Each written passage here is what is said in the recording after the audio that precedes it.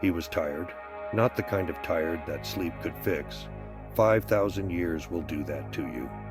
5,000 years of watching the world change, empires rise and fall, and humanity's endless dance of creation and destruction. He was tired of it all. Tired of the hunger, the thirst, tired of the shadows. Eric wasn't always this way. There were times when he'd embraced his immortality. He'd walked among humans as one of them. He'd loved them even. He'd tasted their fleeting joys, felt the heat of their passions, and mourned their all too brief lives. He'd even added to their number, bringing new life into the darkness. But not anymore. Those days were long gone. The faces of lovers and friends, now faded memories. Their laughter, a distant echo in the caverns of his heart.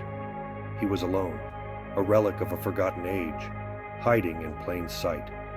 He thought he was the last of his kind. Now he wasn't sure. Something was hunting him. Something old and powerful. Something that made the shadows whisper his name in fear.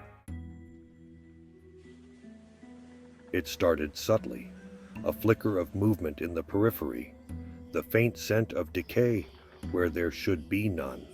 He dismissed it at first, a trick of the light, a phantom sensation from a lifetime of paranoia. But as the weeks turned into months, the feeling intensified. He was being watched, hunted. The knowledge hit him like a physical blow.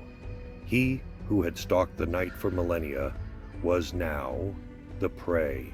Fear, cold and sharp, pierced the ancient armor of his indifference. He had to disappear, vanish into the labyrinthine sprawl of the city. But to where? And why? Answers. He needed answers, and the only one who had them was dead.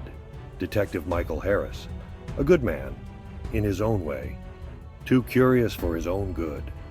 Harris stumbled upon Eric's secret, a chance encounter that cost him his life. Before Eric could silence him, Harris revealed he knew something big, something about a threat to all vampires. He'd left a clue, a breadcrumb trail that only his daughter would recognize, a daughter Eric now had to find. The girl's name was Jasmine. She was 17, shy, and carried the same scent of jasmine and fear that clung to her father's memory. Eric found her in the most unlikely of places. High school, a place teeming with life, with the intoxicating scent of young blood. A place he hadn't dared to venture near in centuries. He had to get close to her, gain her trust.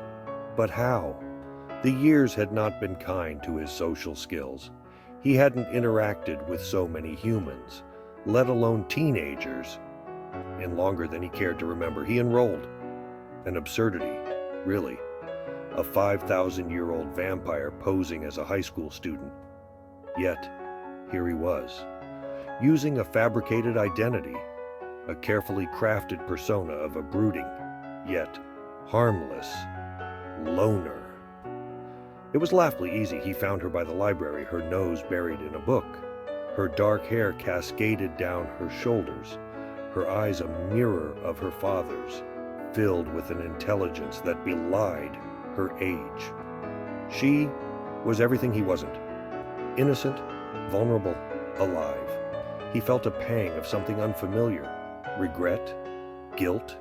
He pushed the feelings aside. He had a role to play, a part to act. He was the new student, the intriguing enigma.